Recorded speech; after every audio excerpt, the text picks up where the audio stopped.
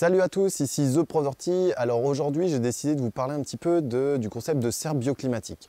Alors elle est juste derrière moi. Le concept de cette serre en fait va essentiellement mobiliser et lutter contre les énergies fossiles, c'est-à-dire on va produire des végétaux uniquement avec l'énergie naturelle, avec le soleil, avec le puits canadien, avec puits de lumière qui vont permettre de chauffer, d'alimenter une serre entièrement naturellement.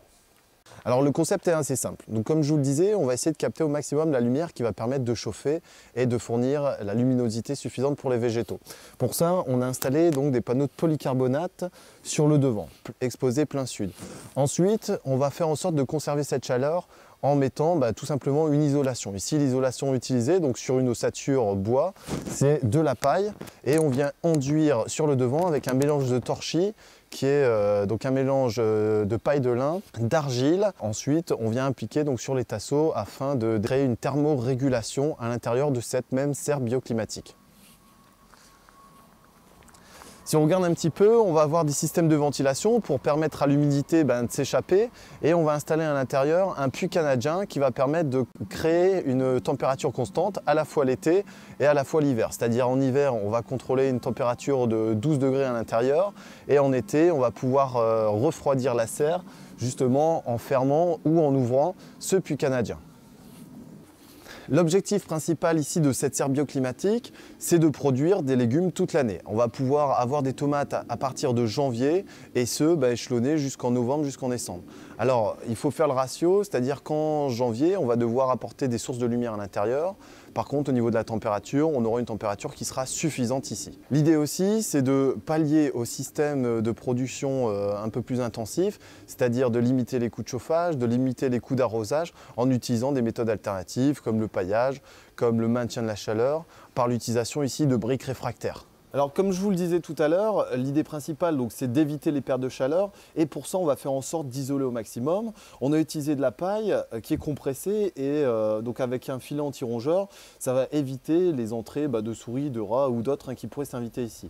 Alors on fait attention aux murs périphéries où on est venu isoler carrément avec un demi-ballot de paille, mais aussi la partie aérienne, c'est-à-dire le toit qui est également isolé parce que les déperditions se font essentiellement sur les parties hautes. Ici, on a installé donc l'isolation au-dessus par des ballots de paille. Puis, on est venu mettre de l'OSB qui est thermorégulant aussi et qui s'adapte bien à l'extérieur. Et on a installé également des dômes, des puits de lumière qui vont permettre de limiter l'étiolement chez nos végétaux, justement en diffusant un maximum de lumière à l'intérieur de cette serre bioclimatique. Si l'enduit que l'on a projeté sur la première face, donc exposée ouest de la serre bioclimatique, donc on voit bien la paille de lin qui permet d'éviter les craquements sur notre mur, puis l'argile et également de la chaux qui va permettre d'hydrofuger cette partie du mur. Sur le mur sud-ouest, on est venu y mettre des clins qui vont permettre d'éviter les fortes pluies. Ça va nous éviter d'avoir un mur rongé et étant donné que c'est de l'argile, de s'effriter plus facilement. Donc le clin a juste ici pour but de thermoréguler et également de venir et d'éviter les remontées capillaires au niveau du sol. Alors voilà ici un exemple au niveau de la réalisation du torchis. On voit les lithos et la paille à l'intérieur, plus le torchis, paille de lin, mis en évidence ici sur la surface. Alors, je me situe dans la serre bioclimatique. Ici, on voit bien que les murs sont peints en blanc uniquement pour réfléchir au maximum la lumière. Encore une fois, on tient à maintenir un maximum de luminosité à l'intérieur qui va permettre d'assurer le bon développement des végétaux. Les ouvrants ici nous permettent d'exposer plein sud à la fois d'ouvrir le plus largement possible l'entrée de la lumière à l'intérieur de cette serre bioclimatique. De plus, c'est des panneaux qui sont aussi thermiques, c'est-à-dire qu'on va faire en sorte de réguler cette température au sein même de la serre bioclimatique. Alors à l'extérieur, il fait environ ici 10 degrés. Dans la serre, on est aux alentours des 18 à 23 degrés en milieu fin d'après-midi.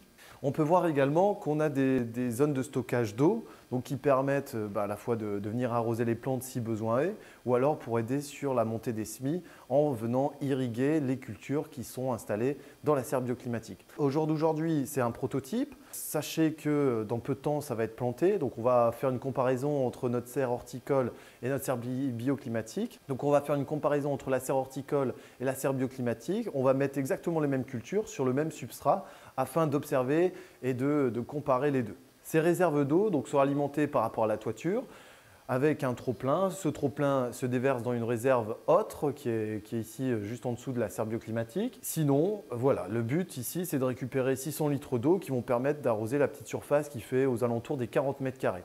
L'objectif à long terme, c'est de proposer une serre comme celle-ci qui fait entre 800 et 1000 mètres carrés afin de réduire les coûts de production sur nos végétaux. Je vous parlais tout à l'heure du puits canadien, et bien le voici. Donc on a créé juste à côté un réseau souterrain de galeries où on va mettre justement un tuyau. Il faut compter quasiment à 2 mètres de profondeur un réseau de serpentins qui vont permettre de capter à la fois la température du sol et de venir l'apporter dans notre serre bioclimatique. Ça va à la fois réguler l'humidité, ça va réguler la température au sein même de cette serre. Ici, on observe différentes teintes de couleurs. Et c'est tout simplement, on a installé des briques réfractaires. Ces briques réfractaires vont capter la chaleur et pouvoir la diffuser tout au long de la journée et surtout sur les périodes nocturnes où les nuits sont un peu fraîches. Ça va éviter des trop fortes descentes de température au sein de ma serre bioclimatique. Donc ici, une teinte un peu plus foncée, à la fois qui est esthétique, qui va permettre de capter davantage la chaleur. Au-dessus, la lumière avec une teinte en blanche afin de réfléchir au maximum les rayons solaires. Je vous parlais également des puits de lumière.